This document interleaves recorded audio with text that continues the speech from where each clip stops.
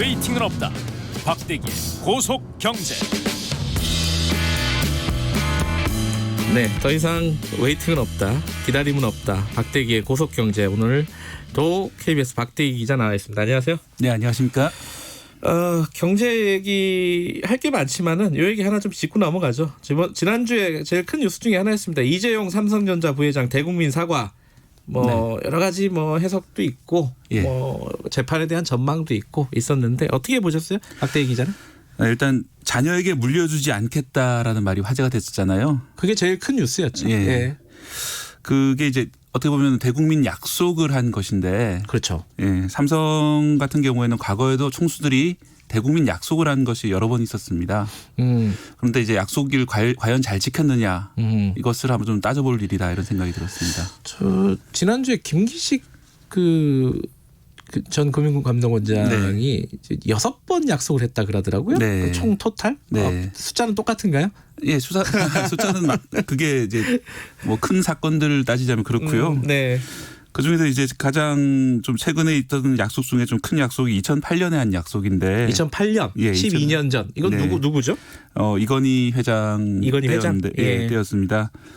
그래서 2008년에 그때 이제 김용철 변호사가 이제 삼성을 말한다 책을 쓰고요. 그러면서 이제 조준웅 특검이 있었는데, 그러면서 삼성의 비자금이라든지 승계 과정 여러 가지 문제점이라든지 이런 게 드러났습니다. 네. 그러자 2008년 4월의 일인데요. 이건희 회장이 자신이 경영에서 퇴진하겠다. 그리고 이제 한 10개 정도 약속을 내놨는데 그걸 좀 들여다보면 좀 재밌습니다. 10개나 약속을 했어요. 네. 그중에 하나가 퇴진이었습니까? 네, 자신의 경영 퇴진 그리고 이재용 부회장이 당시에 이제 최고 고객 책임자 위치에 있었는데 네. 같이 퇴진하겠다. 그리고 또 홍라이 리움 관장도 퇴진하겠다 이렇게 밝혔었고요. 네. 그리고 차명 계좌가 당시에 드러난 게 4조 5천억 원 정도 있었습니다. 네. 차명 계좌는 납세를 한 다음에 남는 돈이 있으면 사회에 환원하겠다 이렇게도 밝혔고요. 네. 그리고 전략기획실이라는 게 있었습니다. 그것도 네. 없애겠다 이렇게 밝혔었습니다. 총 10개 정도 약속을 했었습니다. 약속들은 굉장히 화려했네요. 네. 일단 자기랑 부인이랑 아들 다 퇴진하겠다. 네. 거기에 차명 계좌 문제는 세금 다 내고 남는 게 있으면 그것도 환원하겠다. 네. 4조 5천억이 당시로는 4조 5천억 원이지만 지금은 이제 주가 상승해가지고 10조 원 이상 되는 아주 막대한 그런 금액입니다. 자, 이 중에 무엇을 지켰고 무엇을 지키지 않았는지 한번 볼까요? 어떤 게 지켜진 게 뭐예요? 네, 지켜진 거는 제가 말씀드리지 않았던 좀 사소한 그런 약속들. 지금까지 얘기한 건 다 안 지킨 거고. 지켰고요. 예. 그 외에 제가 말씀드린 거는 안타깝게도 다 못 지켰다고 봐야 됩니다. 왜냐하면은 이제 본인부터가 예. 경영 퇴진하셨다가 2년이 안 되는 23개월 뒤에 2010년 3월에 다시 복귀를 하십니다. 회장으로. 그래요. 네. 그리고 이재용 부회장 같은 경우는 1년 정도 뒤에 복귀를 하고요. 네. 그리고 홍라이 관장도 3년 정도 뒤에 관장으로 복귀를 합니다. 그 외에 이제 차명 계좌 이거 납세를 다 하고 사회 하느냐 물어봤지만 얼마 전에 다시 물어봤습니다. 제가 그런데 그래요? 누구한테 물어봤어요? 삼성전자 쪽에? 예. 물어봤더니 아직도 그 내역은 잘 모르겠다. 이제 그룹 미래전략실 해체돼가지고 자기는 잘 모른다 이렇게 얘기를 했고요. 네. 그 전략기획실은 해체를 했지만 비슷한 이름의 미래전략실이 2년 뒤에 또 생겼고요. 결국은 이 중요한 약속들을 안 지킨 셈이죠. 그 뒤에 미래전략실도 없어지기는 했는데 네. 또 사업지원 TF 이런 식으로 또 바뀌었죠 이름이. 예, 지금은 사업지원 TF식으로 있고요. 예. 그 외에도 이제 삼성전자 홍보실에서 이제 총수 관련된 업무도 보고 있습니다. 그럼 하나도 안 지킨 거네요. 사실 아까 말 안 한 사소한 것들은 몇 개 있다고 하지만 제일 중요한 것들은 하나도 안 지켰네요. 이게 안 지킬 때마다 이유를 얘기를 했나요? 어쩔 수 없이 안 지킨 이유가 있다 이런 게? 이게 좀 저도 이제 과거를 좀 찾아보니까 2008년 4월에 퇴진할 때는 이제 거창하게 행사도 했었습니다. 기자회견도 하고 그렇겠죠. 했었는데 복귀할 때는 조용히 복귀를 했습니다. 별다른 이유를 내놓지는 않았는데 당시에 이제 기자들이 취재한 내용을 보니까 도요타 쇼크 때문에 복귀했다 이렇게 얘기를 했더라고요. 삼성에서. 기억하실 분 계실 텐데 2009년경에 그 도요타 자동차가 미국에서 급발진 사고 이런 거 일으켰다고 해서 상당히 좀 화제가 됐고 도요타 사장이 미국 청문회까지 출석해가지고 이제 발언을 하고 이렇게 했었는데요. 그런 걸 보면서 우리나라 삼성전자도 뭔가 문제가 있을 수도 있다 이런 생각이 들어서 위기의식 때문에 복귀를 했다. 또 뭐 사장단에서 읍소를 해서 결국 복귀를 하게 됐다. 뭐 이런 식으로 이제 발표를 그때 취재가 됐는데 아시다시피 토요타가 그래서 망했냐 하면 지금도 세계적인 자동차 회사로 잘 나가고 있고 네. 사실은 그 토요타가 망해간다는 게 삼성 회장이 퇴진하셨다 복귀하실 이유가 될지 저는 좀 의문이 많이 들더라고요. 약간 조선시대에 임금이 나이 들어가지고 나 임금 그만하겠다 보통 이렇게 하면은 네. 전국의 유생들이 몰려와서 신하들하고 막 이렇게 아니 되옵니다 하잖아요. 그러면 또 이렇게 있었습니까? 버티다가 못 이기는 척하고 또 다시 왕위를 또 이어가고 뭐 이런 건데 좀 비슷한 느낌이 있네요. 네. 왕이 계승하고 어쨌든 나갈 때는 화려한 기자회견을 통해서 나갔지만은 들어올 때는 좀 스리슬쩍 네. 들어오게 됐다. 이재용 부회장은 언제 복귀를 했어요? 이재용 부회장은 그 아까 2008년 퇴진한 다음에 예. 1년 뒤에 최고 고객 책임자는 아니지만 최고 운영 책임자라는 이제 임원으로 이름만 바꿨군요. 복귀를 했고요. 1년 만에. 네. 예. 그리고 이제 2008년과 2009년에는 그럼 무슨 일이 있었냐 보면은 예. 이건희 회장이 은퇴한 다음에 이제 재판을 받습니다. 네. 그 재판은 징역 3년, 집행유예 5년 네. 형을 받게 되고요. 예. 사실은 이제 감옥에 안 간 거죠. 그리고 2009년 12월에는 평창올림픽 유치를 위해서 노력하라 이런 명목으로 대통령 특별사면을 받게 됩니다. 그러면서 이제 그 뒤에 석 달 만에 바로 또 복귀를 하게 되는 것이죠. 그래서 사실 이재용 부회장도 지금 재판 과정에 있기 때문에 네.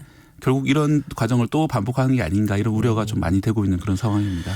자, 이번에 이재용 부회장이 한 약속은 또 여러 가지가 있습니다. 아까 자녀에게 경영권을 물려주지 않겠다. 네. 요게 하나 있었고 또 뭐죠? 무노조 경영이란 말이 안 나오도록 하겠다라고 예. 했는데요. 사실은 법을 지키겠다는 뜻이죠. 왜냐하면 무노조 경영은 법을 지킨다면은 할 수가 없는 경영인데 우리나라는 노동상권이 보장되는 국가인데요. 뭐 법을 지키겠다고 한 거고요. 자녀에게 승계하지 않겠다고 한 거는 제가 볼 때는 좀 논점을 좀 교묘하게 비틀려고 하는 게 아닌가 생각이 듭니다. 그건 무슨 뜻이에요? 그 뭐 예를 들어 시민단체라든지 네. 일반 국민들이 삼성이 요구하는 것이 마치 그렇다면 승계를 해주지 말란 말이냐 이렇게 좀 역성을 내는 것처럼 네.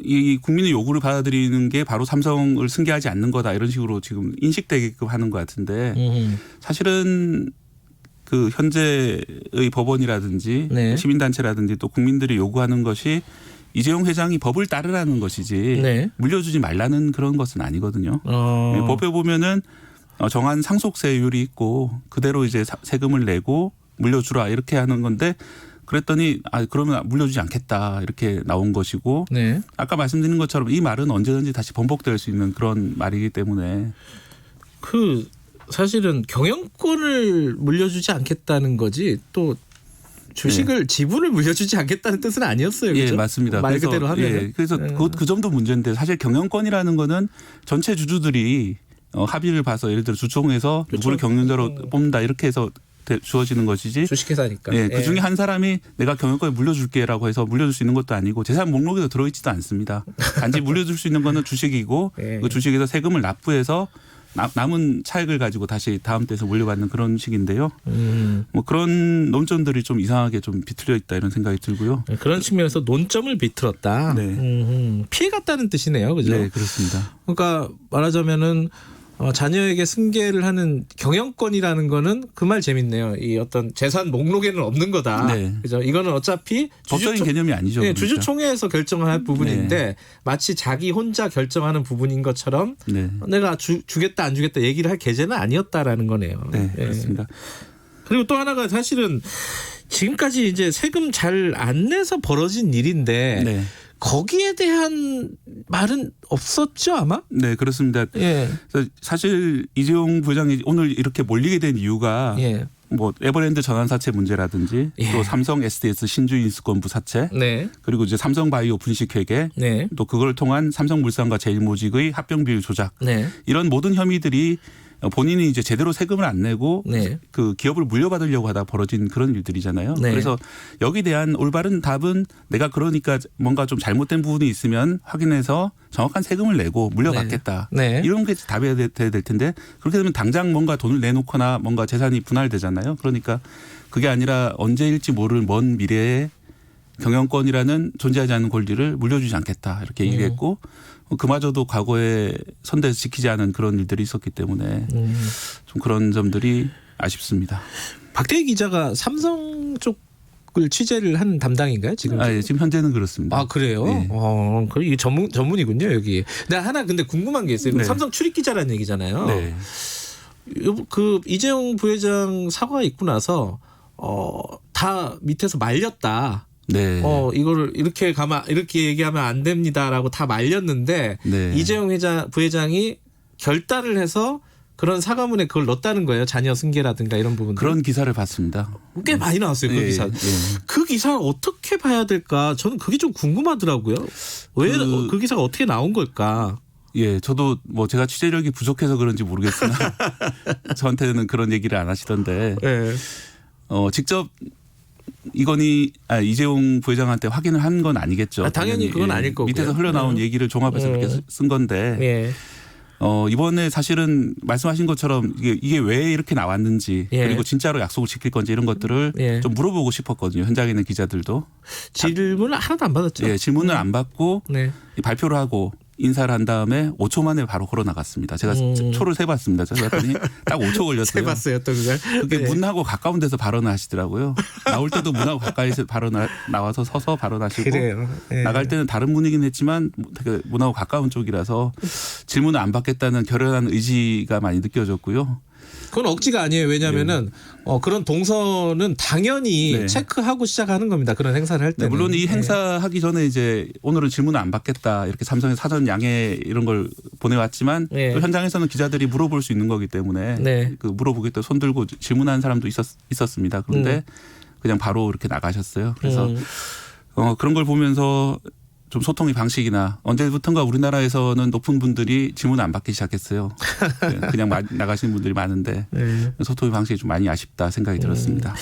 어쨌든 지금 약속을 보면은 과거에 굉장히 이건희 회장 같은 경우에는 구체적으로 약속을 했음에도 불구하고 중요한 것들은 하나도 안 지켰다. 네. 결과적으로 보면은. 근데 네. 이번에는 약속 자체가 굉장히 추상적이고 뭐랄까 지킬 수 없는 약속을. 네, 또 한 번 도요타에서 위기가 발생하면은 상속을 통해서 도요타는 상속을 하는 기업이거든요. 네. 상속을 통해서 우리도 위기를 넘겨야 된다. 이런 식의 논리가 나올 수 있다. 이런 생각이 들었습니다. 코로나 위기를 극복하기 위해서 네. 이럴 수도 있는 거고. 자 이제 이게 재판에 어떤 영향을 줄까? 이게 이제 사람들 계속 설랑설레가 많잖아요. 네. 어떻게 보십니까? 일단 지난해 대법원에서 판결한 바에 따르면은 네. 86억 원 뇌물로 나왔고요. 네. 최순실 씨에게 결국은 자신의 승계를 위해서 86억 원 뇌물 준 거로 돼 있고 네. 그렇다면 이제 대법원 양형 기준에 따르면 5년 이상 징역형을 받아야 됩니다. 네. 그런데 이게 판사가 이걸 깎아줄 수 있는 부분이 있고요. 네. 그러기 위해서 지금 이 모든 일이 벌어지고 있는 게 아니냐 이런 관측이 있습니다. 만약에 그렇게 된다면 아까 말씀드린 것처럼 이 뒤에 또 어떤 일이 벌어질지 좀 걱정이 됩니다. 파기환송심에서 집행유예가 나오려면 5년 징역형을 주면 집행유예를 할 수가 없는 거잖아요. 네, 그렇죠? 그렇습니다. 네, 그러니까 깎아줘야 되는데 네. 그게 깎아줄 수 있는 근거가 될 것이냐 이거지. 네. 지금 이번에 사과가. 그런데 이번 사과가 나온 배경을 보면은 네.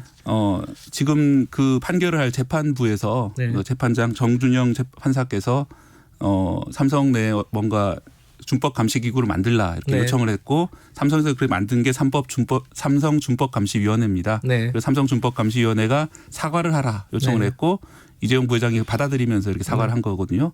그렇다면 이 사과가 이루어졌기 때문에 역으로 올라가서 네. 재판에도 영향을 미칠 수 있는 그런 게 아닌가 그런 점이 좀 우려됩니다. 박대기 기자 얘기 들어보면 이게 괜히 시니컬하게 얘기하는 게 아니라 약속을 지킬 만한 부분이 별로 없네요. 따지고 보면은. 네, 그렇습니다. 그래서 뭐 많은 분들 약간 좀 오해하시는 것이 그 시민단체라든지 사람들이 삼성에게 무리하게 법에 없는 걸 요구한다, 법에 없는 의무를 요구한다 이렇게 생각하시는 분들 많은데 자녀에게 물려주지 않겠다는 건 법에 없는 의무죠. 근데 법에 없는 의무를 요구하는 것이 아니라 법에 따라서 정확한 상속세를 내라 네. 이런 걸 요구하는 거죠. 끝내야 됩니다. 여기까지 듣겠습니다. 박대기 기자였습니다. 오늘 여기까지 하겠습니다. 고맙습니다. 고맙습니다.